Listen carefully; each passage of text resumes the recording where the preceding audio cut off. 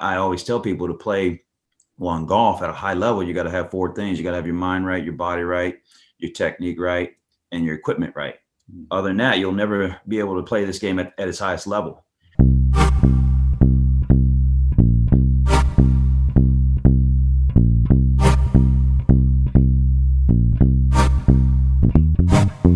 This is author Tim Brown of the book Uncommon Athletes, and I'm blessed to have with me today on the show truly uncommon athlete, Gerry Hammond.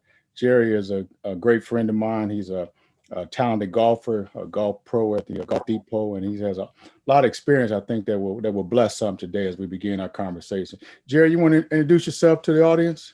Well, Gerry Hammond, everyone. Like Tim said, just a local PGA Pro here, and I'm really kind of blessed to even be a part of this and be considered as an uncommon athlete. I follow, Coach Tim Brown. He's actually took me under his wing since I was a young man, and I think that's kind of that association from his spirit and who he is kind of gave me, I think, some of the DNA along with the other people in my life to be an uncommon athlete. So I'm blessed to be a part, of this today. Gerry, I see you got a shirt on there. It says, "I'm in the number." What does that mean to you, and what is that all about? I know it's a movement that you began. What is in the number? In the number is, in so many words, it's a gift. It's a gift from God. It's a gift that it allows the opportunity for us all to connect on the same level, regardless of where someone has come from, where they've been, what they've done. We can all be counted in the number and be counted on. And, it's pretty cool. It came from a vision from God that he shared with me and said he wanted to show his strength here on earth in numbers.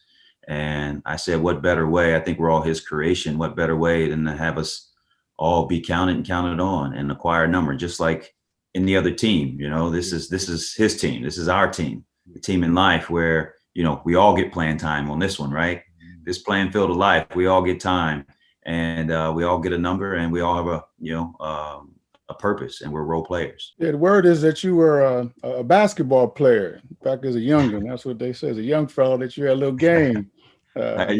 Yeah, I had a little game, and I say a little. I loved it like most kids. Putting that ball in that hoop, running up and down that court, trying to show your skills and whatnot. But basketball took me a long way. I even, as a kid, I played the football up until high school, but really gravitated towards the round ball, and played that all through high school, and then was fortunate, to go on to play at OU for a little bit before realizing that there were guys 6'6", 6'7", doing everything I could do and better. Right. So, then you got to make that pivot. So not that pivot crossover, but you got to make a pivot in life. Right. So yeah. And then, here I am today. Yeah. How'd that come about? How did you make that adjustment? How'd you go from basketball, want to be an NBA player, so to speak, to a PGA Tour? Well, it wasn't hard, obviously, but when I say it wasn't hard, it was, I say it wasn't hard in the sense that, like I said, I've always had this passion and to be, professional athlete, and the love of basketball was my introductory into pursuing that dream. And like I said, you go on to OU and you kind of start to jump these, move to each and every level in that sport, in that industry. And then only to find out that at the collegiate level, it was totally different in high school. As the cream rises to the top. So as you start to further in your career, you start to kind of match up with and meet those that are that much better. So it was an eye opener going to OU and seeing these guys from all over the country, doing a lot of things that I wanted to do, and saw that I really couldn't do at the time. So, that made me pivot to golf. And, my father at a young age had kind of got me engaged with golf, and I had taken to it. I loved it. And, anything with a ball was Right. exciting, Yeah. as a kid. So I'm just like most kids and athletes that love sports and love to be active. But I remember, and I'll tell you this story. I remember, and I tell this story a lot. As a kid, I was 11 years old, and my father used to take me out to airport golf course, and I used just to ride in the carts as a young kid, just to have a chance to hopefully drive the cart, right? Yeah. So I'm hanging out with the guys. Had no really interest in golf whatsoever, but I'm hanging with his boys, and we're at the course, and I'm trying to drive the cart and just loving hanging out. And then that led to jumping off the cart and going to the pond on the hole and trying to catch tadpoles, and so it got to be this like ritual on the weekends with my pops. And then Coach Tim, one day, man, I pulled out a club out of the blue, out of his bag, dropped the ball, and I just did what I saw them do, and I struck the ball, and it took off over the trees. Wow. And I mean I can still see the hole, I can still see the shot today. Wow. And it was a wrap. That was it. So, from there, I engaged with it. I told him I wanted to get lessons. He was excited. So, but the love of basketball had never gone away. And then I had cultivated such relationships with my friends. Mm-hmm. So to make it a total pivot and get all the way out was tough, because, I didn't have anybody to be a part of, because it's an individual sport. Right. And so here I am on this island. And it was hard at the time at 11, you're just not going to just up and up say, I'm out. And, when you can go play with your boys at the park and do your thing. But, over time, I did acquire the skills. I got pretty good. Dad saw to it that I could get lessons. And, again, once I realized that basketball wasn't going to take me as far as I wanted to go, but yet I still wanted to be a professional athlete, I said, man, let me try this golf thing. Right. And so upon trying that golf thing, it required me to stand alone.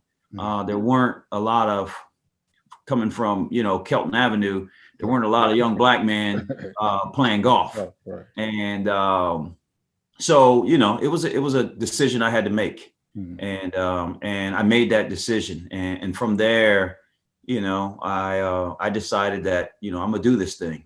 This is going to take me where I want to go. I'm gonna pour my interest, my passion, and everything into this. And, here we are today. I from there at OU, I transferred to St. Augustine's University and ended up getting actually a golf scholarship to play there. So I played there for 4 years. And upon that, turned pro. I had my run at playing the tours out there professionally before coming back home and getting my PGA card as a PGA professional, and then now teaching and owning a golf course and an academy. Wow, that's awesome. What would you say, what were some of those obstacles you had to deal with in your journey? Those hurdles you had to jump over. Yeah, I mean, there was a lot of them. I mean, the first thing is really trying to get good at your craft. Mm-hmm. Even though my dad introduced the game to me, it wasn't as easy to get better. It wasn't as, acceptable by the way of having a park and a ball and some rims. Right. So I had to make do. Right. I used to do some wild stuff, and I'm kind of ashamed on some of the things, but there were times when I would as I got older, I had my license, I would drive my car at 6 o'clock in the morning, and I jumped the fence over at Eastland Driving Range and hit balls until the lady caught me. And she said, hey, listen, I can't have you out here doing this. She said, I'll give you a little weekly pass and you can come by and hit golf balls. And so, that wasn't enough for me. So there was straggling balls out there. So I used to actually pick them up and put them in a bag, and then I put it in a gym bag, and I would carry that gym bag in my trunk along with, a flag stick, and I would drop off at parks around the city, stick that flag stick in the ground and drop those balls and hit them out in baseball parks. You know what I mean? And shag them and pick them up. I would scrape up the dirt at the baseball diamond at the mound to act, simulate the sand shots and hit sand shots out of dirt, to kind of try to fit in with the game in golf and what it allowed. But that was my way of trying to, make do and accommodate the reality in which the game had, but, not having the means. Right. So yeah, it's been an interesting journey. Oh yeah, that's good stuff. I saw you were featured in a PGA Tour video about diversity in golf. And yeah. Can you talk about that? Why do you think diversity is so important in the game of golf? I think diversity is important because it's like life, and there's some close parallels to the game of golf in life, believe it or not. I think we are all in this thing, and you see it going on around together. We're all in this thing together. I don't care. You walk down the street, you're going to see somebody of a different color, different size, shape, form, gender, etc. So why should there be a game that doesn't include everyone? I mean, who are you to say that only somebody or this type of person can play this game? I'm of the mind that we're all God's creation, and everything here is God's creation. So we should all have the ability to take part in God's creation. So, I've seen it, where I've seen kids of all colors, and I've seen, different genders play this game at a high level.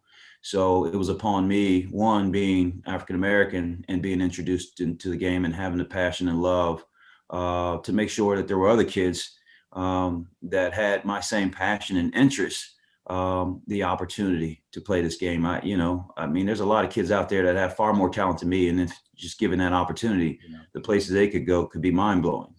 So that's kind of what charges me. You had, as I was watching the video, there's some pictures behind you. You called it your wall of diversity. Yeah, the wall of fame. Wall of fame. What does that mean to you? What is that? Man, that's who's on that wall? Who's on that wall? Oh, there's a lot of names. You know a few of them. You've run across, but I guess my younger ones were Adam Claytor. Man, I could go on and on, but Adam probably was my first rising star as an African-American young golfer. There's Rodney Howe, I've got Lauren Grogan, Samantha Swinehart, I got Iman Ellis, Darnell Ellis, Will Morris. I could go on and on. There's 80 plus kids on that wall. And it's been a blessing to me to be able to be in a position to help these kids of all colors to enjoy this passion and this dream of playing golf at a high level, to then go on to get a college scholarship, and now to see them go on and be husbands and wives and doctors and lawyers and real estate brokers and just doing great things and being an integral part of society in a positive way. For me to have a little bit of part in that, man, that's well done. That's a blessing in itself to me. What would you say? What's a couple of things that we can do to expose young people to the game of golf and importance of golf? Because I think in our community, we look at golf, we watch TV, we got excited when Tiger started playing. So it's all exciting, but it's still a void there. As far as interest goes. How do we create that so young people know the value of golf, the value of being a part of that sport? Yeah, there are some programs out there, obviously, that give kids the opportunity and create the first touch and introduction. But because of the nature of the sport and the money that's required to learn how to play this sport, there needs to be an infusion of equity. And I think it's going to be really some of the haves and, kind of helping the have-nots. And until we kind of get to the point where those that can support those that can't support themselves, I think we're still going to have that void and that gap. It is what it is. And unless I'm missing something, you can create all kind of programs and opportunities, but those programs and opportunities are going to require some money. Yeah. So the investment needs to be made where a kid can go and play golf and hit a ball and take lessons just as well as they can go to the park or the local gym, pick up a ball, gather their boys or their gals and run up and down that court and a 5-on-5, 3-on-3, whatever. So, more programming, but more sustainable programming. And that's kind of the, some of the stuff that we have going on with the PGA. Now the PGA has come out and said they want to stand together for social justice. One of the things they've done is they've chosen 6 of us, Black PGA professionals, which is only, we're only 165 out of 30,000 Black members. Yeah. So therein lies the rub, why the PGA is saying what they're saying, why you saw the commercial about diversity. I think that, back in 1961, they had the 1961 Caucasian only clause. So, this thing was set up from its infancy and its birth to be for, the white race. And I think what they've seen now, although some probably don't like it as we see in this world today, they see now that this Blacks and others can provide, beauty to the sport, and that this should be for everyone, not just them. But I think that needs to be not just done in this game. I think that just needs to be done throughout the world and in life and in every industry for that matter. So we got a lot of work to do, though. Yeah, we definitely have a lot of work to do, not just in golf, but in just the sports world, period. Yeah. I know. And a lot of it is just access and opportunities. Right. Right. And that's why I applaud what you're doing. Tell us a little about what you're doing with the Golf Academy there and how you're kind of helping to fill that void. Well, the Golf Academy is the opportunity for me to hopefully give back, to be able to bring in kids that don't have the opportunity to, play at a high level. Like I said, there are programs out there that introduce kids, that give them that first touch, that first club, let them hit some balls. And, I did bring the first tee to Columbus, Ohio, and ran that for 10 years. And I was fortunate to have Tiger Woods come in and do a clinic for us back in 2001, where he left $250,000. And that was kind of like a jump start to everything that, I've been able to do thus far. And, but, so the Academy has grown. And again, those programs really just are the first touch. But what you find is there's a lot of kids that don't have that have this passion, right? And they want to play this game at a higher level, and they don't have the means. I mean, to play this game, you got to have your private instruction. You got to have, the right facilities to assimilate what you're going to encounter in tournaments. You got to have the right equipment. You got to build your body. You got to build your mind. I always tell people to play in golf at a high level. You got to have 4 things. You got to have your mind right, your body right, your technique right, and your equipment right. Other than that, you'll never be able to play this game at its highest level. So that's my goal, is to pick these kids up that don't have that opportunity, but have the passion and the interest to play and move on. Because there's, golf is there's so much social equity in this game, and the people you meet and the places you go are just amazing. And I've been a recipient of that. And that's why I say, God has truly blessed me to be an uncommon athlete, to go against the grain, to hopefully break down and break through some of the barriers that exist out here in this sport, but just in the world. So that's what the Hammond Golf Academy is all about. Awesome. That's awesome. As we wrap up, what would you say would you be the legacy of Gerry Hammond Jr.? What was your leg? What would people say about you? What's your legacy? Hey, I don't know. I think this story is still untold. It's still in the making, and I don't know what that is. I'm that I think that's going to be what I'm hopeful to leave behind. God has shown me a lot of things in life, and He's working in me and through me. So obviously golf has a place there, and youth have a place in that legacy. But as of late, there's been some bigger things that have been put on my heart that I hope that are a part of the legacy of me as well. So, I don't really know what that is just yet. I think it's still in the making. Still in the making. Good stuff. Well, Gerry, I appreciate your time, and you're truly an uncommon athlete. And all those, I pray that wall of fame, those pictures of diversity, will continue to grow. An inspiration and an impact to young people in this game called golf. How can persons find out more information about InTheNumber and how to be part of the movement? Yeah, so you can go to InTheNumber.com. That's INTHENUMBER.com. And when you go to InTheNumber.com, you'll be prompted to acquire or purchase a shirt. And upon purchasing a garment, your shirt, you will receive a number. And then from there, it'll forward you to be able to direct 51% of your purchase to either education, health, environment, or human rights. Oh, that's awesome. That's awesome.